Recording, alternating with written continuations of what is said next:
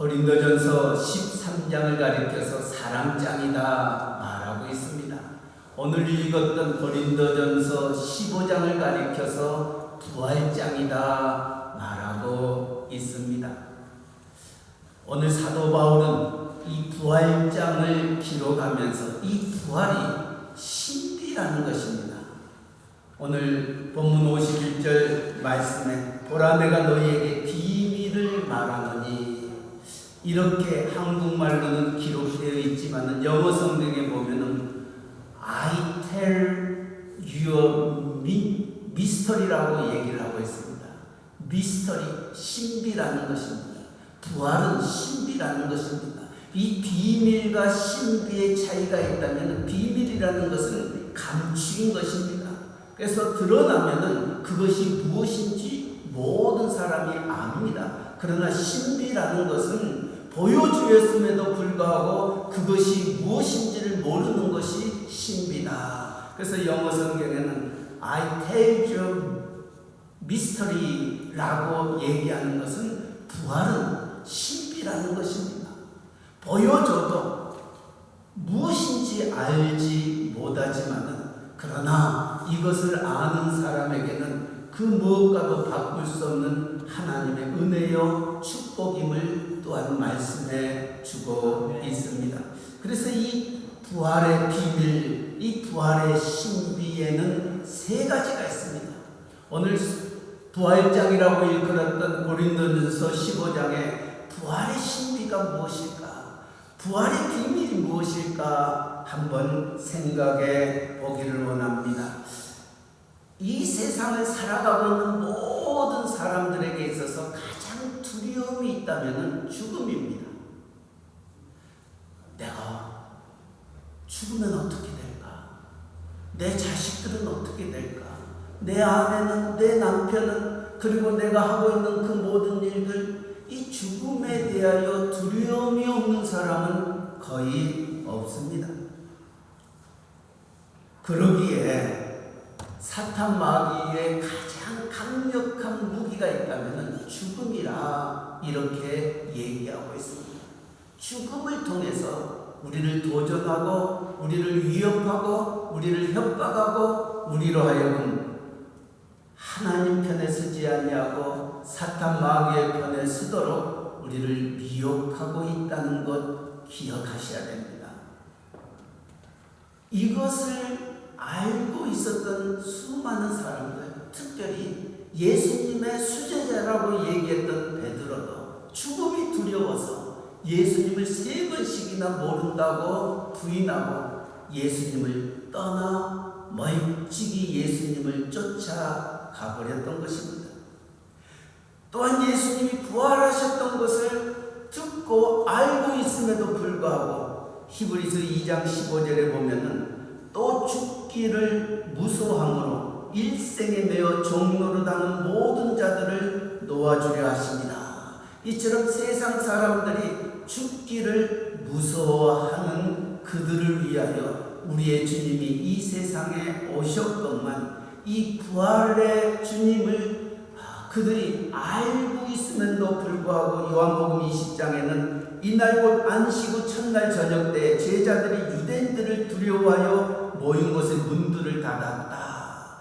이제 우리가 그 십자가에 못 박혀 돌아가셨던 그 주님 사흘 만에 말씀대로 다시 살아나셨다 믿고 있는 이들을 잡기 위하여 혈안이 되어 있는 유대인들이 두려워서 우리도 잡혀 죽음에 이르게 될까봐 두려워서 문들을 닫고 있었다 말하고 있습니다. 이처럼 이 죽음이 우리의 곁에 다가올 때에 거기에 내 마음이 편할 사람 아무도 없음을 이분 예수님의 제자 베드로임에도 불구하고 그 죽음의 자리에 서지 않기 위하여 예수님을 모른다고 부인할 뿐만 아니라 문을 닫아놓고 두려움 속에 사로잡혀 있는 제자들의 모습을 바라봅니다. 그 중에서도 그 모든 사람이 죽음을 두려워하지만 죽음을 두려워하지 아니하는 한 사람이 있습니다. 오늘 고린도전서 15장을 썼던 사도 바울은 그렇게 외칩니다. 사망아 너의 쏘는 것이 어디 있느냐, 사망아 라고 사도 바울은 외치고 있습니다. 사망아 너의 승리가 어디 있느냐, 사망아 네가 쏘는 것이 어디 있느냐. 다시 말하면 네가 가지고 있는 그 죽음, 그 사망, 내게는 아무것도 아니다 라고 외치고 있는 것입니다. 이처럼 사도 바울이 죽음에 대해서 두려워하지 아니할 수 있었던 것은 그가 부활하신 예수님을 만났기 때문에, 그가 누구인 줄 알기 때문에, 부활의 비밀, 부활의 신비를 깨달았기 때문에 사도 바울은 죽음에서 이기셨던 부활의 영광을 그는 죽음보다 더 귀하게 여겼던 것입니다. 사도 바울이 누구입니까? 누구보다도 예수가 그리스도이심을 믿지 아니하고 예수 믿는 자들을 옥에 가두고 잡아 죽였던 이가 사도 바울이었습니다. 이제 그가 예수 믿는 자를 찾아 옥에 가두기 위하여 다메섹을 향하여 나아갈 때, 사울아 사울아 네가 왜 나를 핍박하느냐. 사울은 외칩니다. 주여 누이시오리까. 나는 네가 핍박하는 예수니라. 나는 네가 핍박하는 예수니라. 부활하신 예수님을 그는 다메섹 도상에서 만나게 됩니다. 그리고 그는 꼬꾸라뜨려지면서 부활의 영광의 주님을 그 마음의 주님으로 모시게 되면서 그 삶이 180도로 바뀌어 나아갔던 것입니다.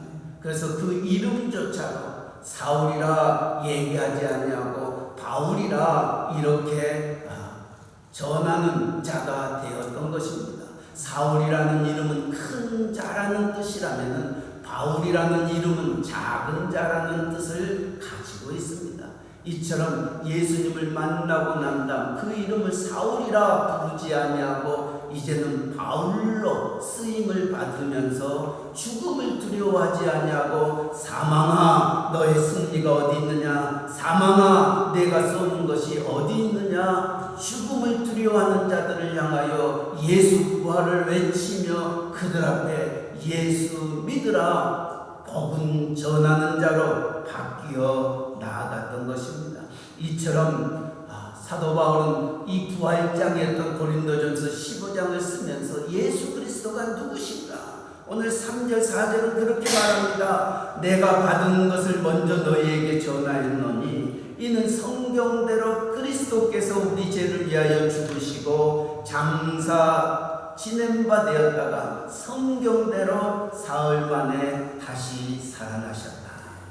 성경대로 죽으시고 성경대로 다시 사흘 만에 살아나셨다. 그리고 그 부활하신 주님이 맨 나중에 만삭되지 못하여 난 자 같은 내게도 보이셨도다. 다시 말하면 부활의 영광의 주님을 사도 바울은 보았다는 것입니다.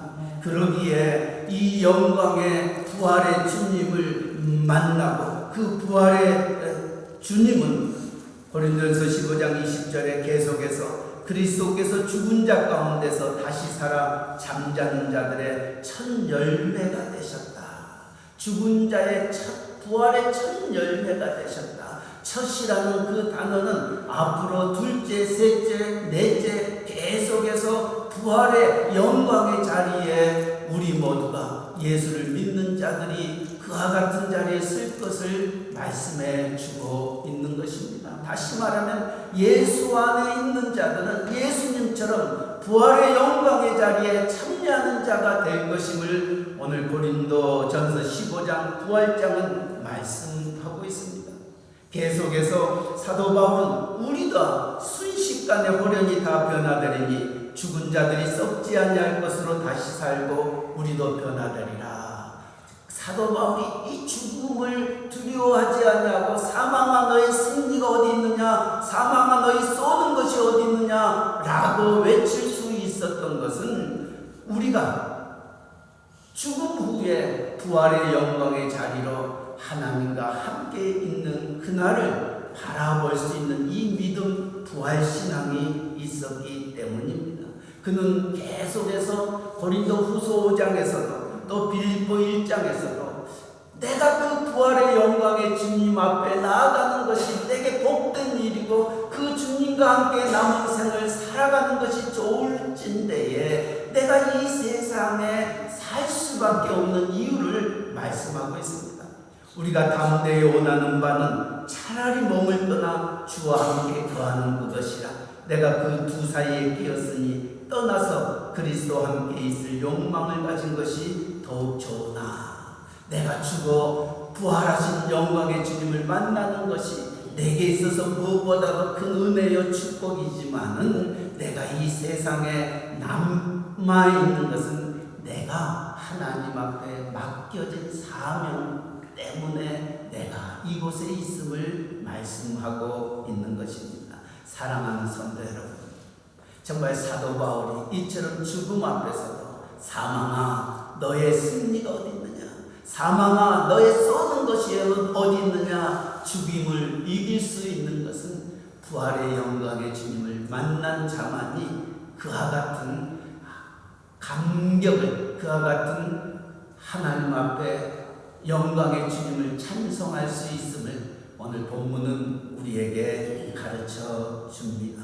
사랑하는 성도 여러분, 부활의 첫 열매 되신 주님을 믿습니까? 네. 여러분도 부활하실 줄 믿습니까? 네. 죽음을 두려워하지 마시기 바랍니다. 왜냐하면 죽음 뒤에 우리에게는 그 누구도 빼앗을 수 없는 하나님의 영광의 부활의 기쁨이 우리에게 있기 때문입니다. 이것을 알았던 사도 바울은 그 삶이 180도로 바뀌어집니다.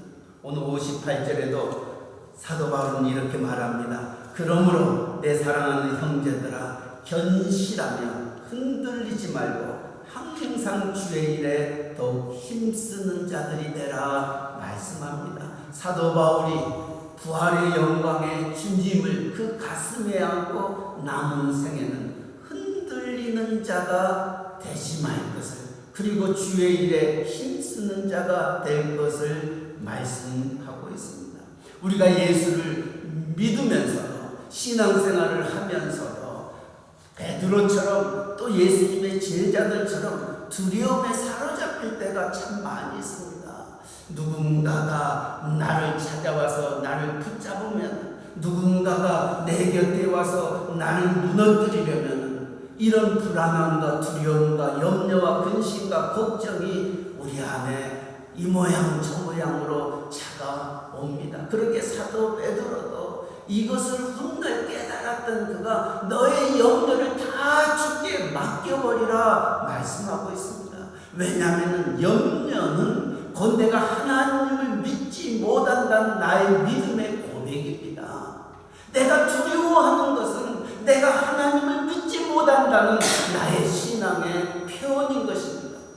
나는 하나님을 믿는다 라고 얘기하면서도 염려합니다, 두려움합니다, 불안합니다, 낙심과 좌절이 우리 안에 가득 차 있는 모습, 이것은 우리가 입술로는 예수를 주로 고백하지만 마음으로는 내가 예수님을 믿지 못하는 내 신앙의 안타까운 모습이라 말할 수 있는 것입니다.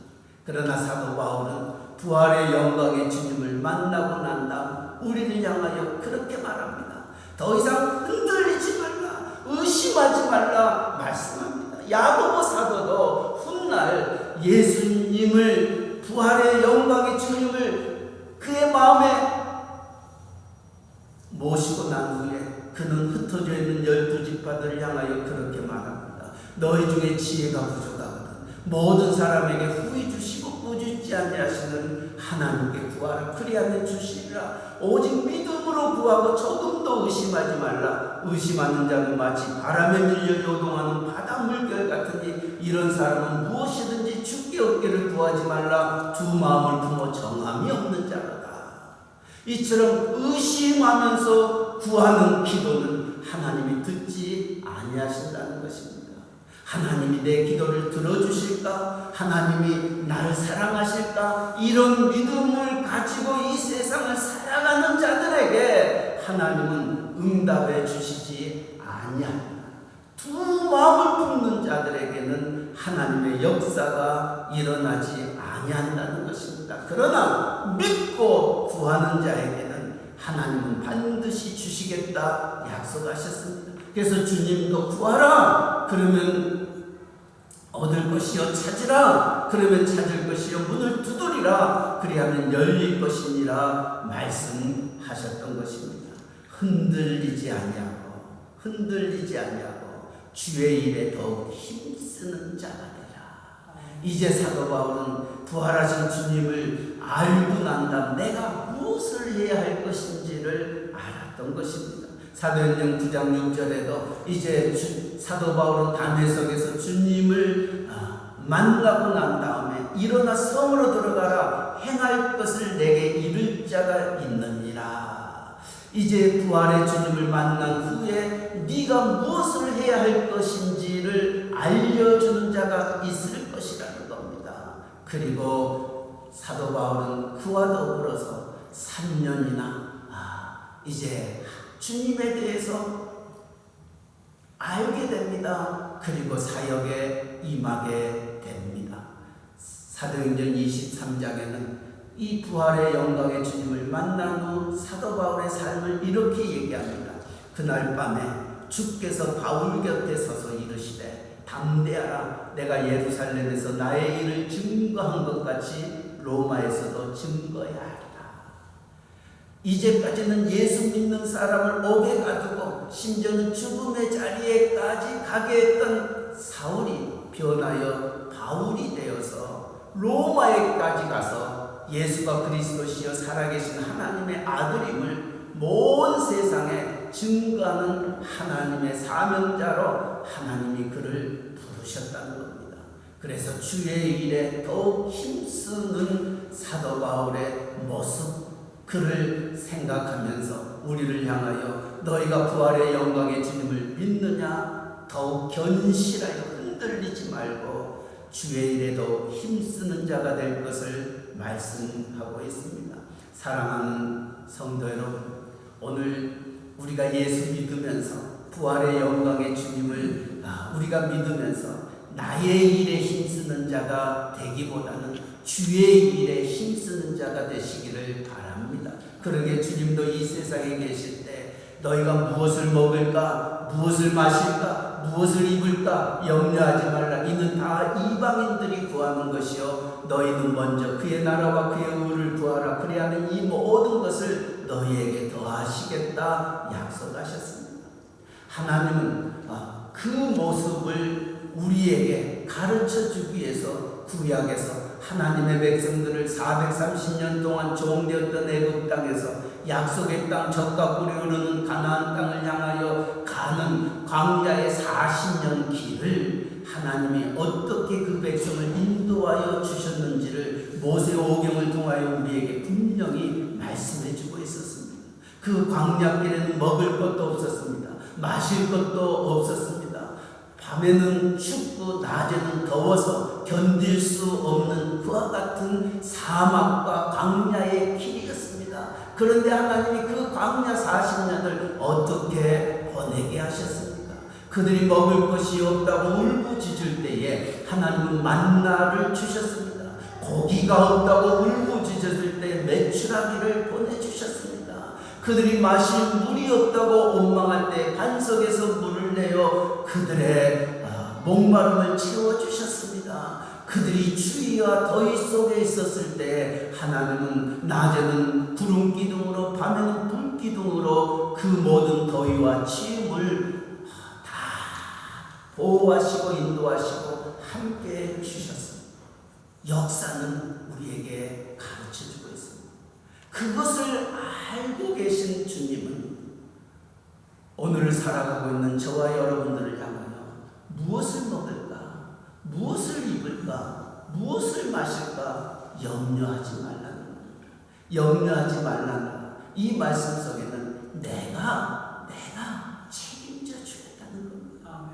하나님은 예레미야 선지자를 통하여 너와 내가 누군 줄 아느냐? 너는 내 것이라는 겁니다.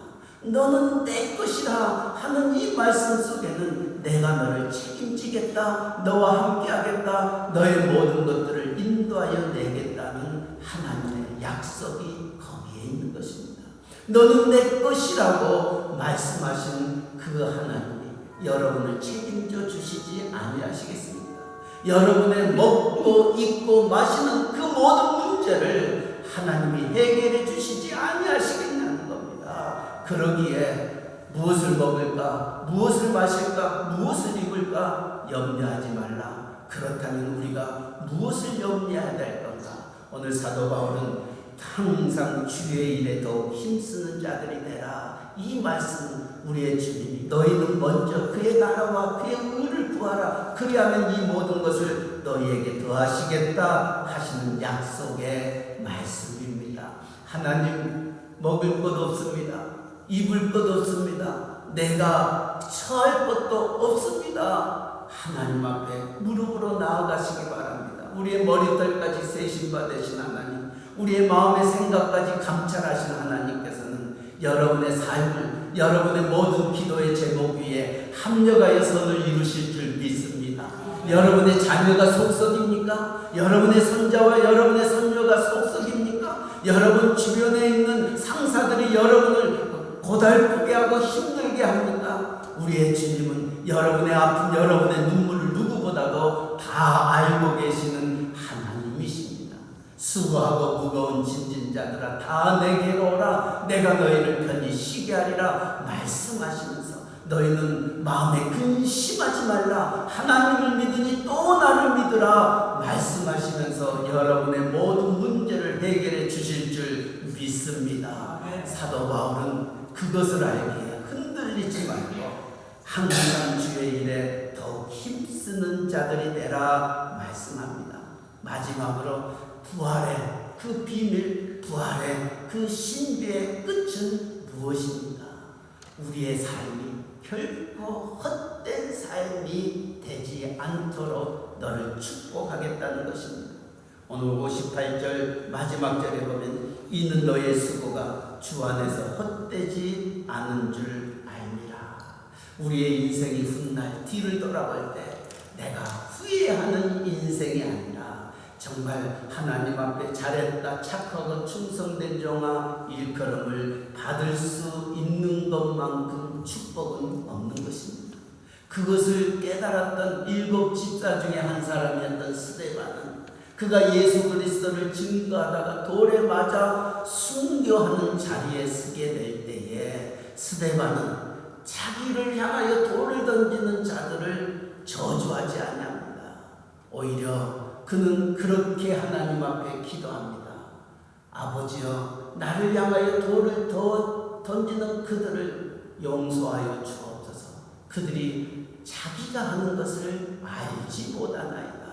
그러면서 하늘을 우러봅니다. 보라, 하늘이 열리고 인자가 하나님 우편에 서신 것을 보노라. 다시 말하면 이 스데반의 삶이 헛되지 아니하고 그 삶 뒤에 하늘의 영광이 열리고 하늘의 축복이 그에게 임하는 것을 스데반은 체험하면서 보라, 하늘이 열리고 인자가 하나님 우편에 서신 것을 보노라. 주님의 부르심의 자리에 스데반은 나아갔던 것입니다.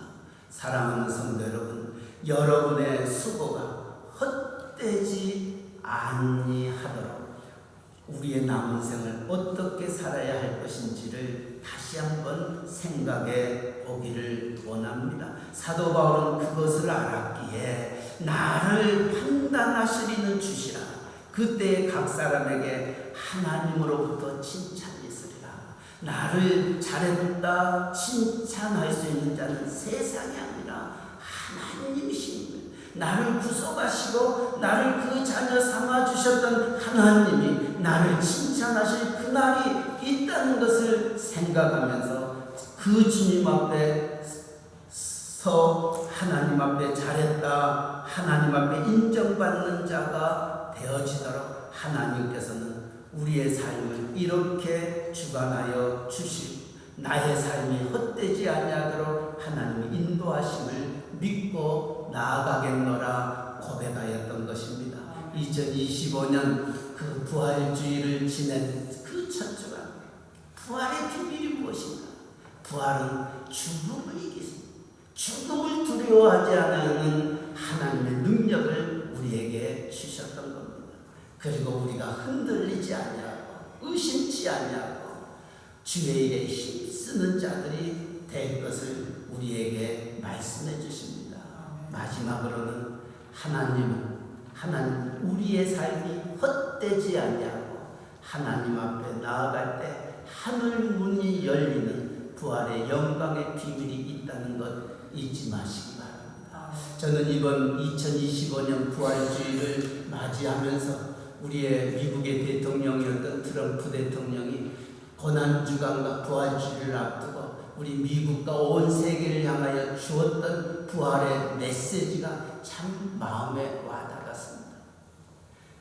트럼프 대통령이 이 부활주를 맞이하면서 우리에게 주신 메시지는 이 미국의 건국 이념이 무엇이냐는 거예요. 여러분이 달러를 보고 여러분의 코인을 보면 거기에 뭐라고 써 있습니까? In God we trust. In God we trust. 다시 말하면 우리는 미국은 하나님을 믿는다. 하나님을 의지한다. 하나님만을 바라본다. 이것이 미국 건국 기념의 메시지였던 것입니다. 트럼프 대통령은 나는 이것을 이 땅에서 다시 회복하기를 원한다. 이 진리는, 이 메시지는 결코 변치 아니한다. 저는 그 말씀이 참 와닿고, 그러면서 오늘 세상은 이 하나님을 믿지 못하도록 이 모양 저 모양으로 우리를 향하여 다가오지만은 이 나라는 하나님이 필요하다라는 메시지를 주었던 겁니다. 물론 트럼프 대통령이 지금 행하고 있는 크고 작은 일들로 인해서 많은 힘듦과 또 우리가 알지 못하는 답답함이 있지만은, 그러나 그 믿음의 가장 베이직 속에는 In God we trust. 이 땅은 하나님이 필요로 한다라는 이 고백, 이 메시지가 얼마나 우리의 믿는 사람들에게 큰 위로가 되고 힘이 되고 용기가 되는지 모릅니다. 트럼프가 이와 같은 메시지를 주고 있는 이때에 매사추세츠에서는 이런 또 일이 있었습니다. 매사추세츠 연방법원에서 6명의 트랜스젠더의 사람들을 여권에다가 남자, 여자 외에 X라는 표시를 찍을 수 있도록 연방 판사가 OK 신호를 보내버렸던 것입니다. 왜냐하면 그들도 남자와 여자가 아닌 정체성을 가진 또 다른 X의 모습으로 살아가는 것, 이것이 자연의 법칙이라고 판사는 트럼프 대통령이 더 이상 이 땅에는 남자와 여자 외에 다른 성이 없다라고 얘기하였음에도 불구하고 그 행정명령에 정식으로 도전하면서 그들에게 여권에 X라는 표시를 쓸 수 있도록 판단을 내렸던 것입니다. 그 판단을 내렸던 그 매사추세츠 연방 판사 소빅이라는 판사는 그 판단을 하면서 이렇게 얘기합니다. 온고들은 어떤 기준으로 심사하든 해당 행정명령은 트랜스젠더 미국인들에 대한 비이성적인 편견에 기반을 두고 있으며, 따라서 모든 미국인에게 평등한 보호를 제공하겠다는 헌법에 위배된다. 국가의 헌법적 약속을 위반한다는 입장이라는 겁니다. 그래서 그들은 X라는 곳에 표시를 할 수 있는 특권을 그들에게 주었던 것입니다.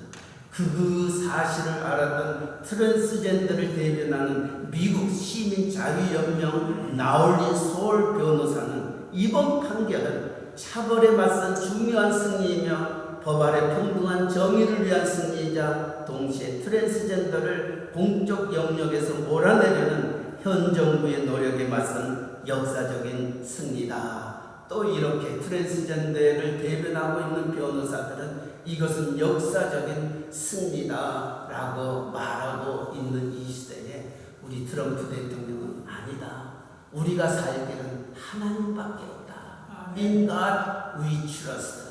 우리 이 땅에 그 건국 기념을 기억하면서 이 땅에 하나님이 있어야 우리는 살 수 있고, 하나님이 떠나게 되면 이 땅은 공허와 혼돈과 흑암이 가득 찬 세상이 되기 때문에 이 싸움을 하는 트럼프 대통령, 크고 작은 여러 가지 또 우리와 힘든 부분이 있는 부분들도 있지만은 그 기본 믿음과 그 진리는 변치 아니함을 기억하면서 우리가 대통령을 위해서, 이 나라 이 민족을 위해서 정말 우리는 하나님을 믿습니다.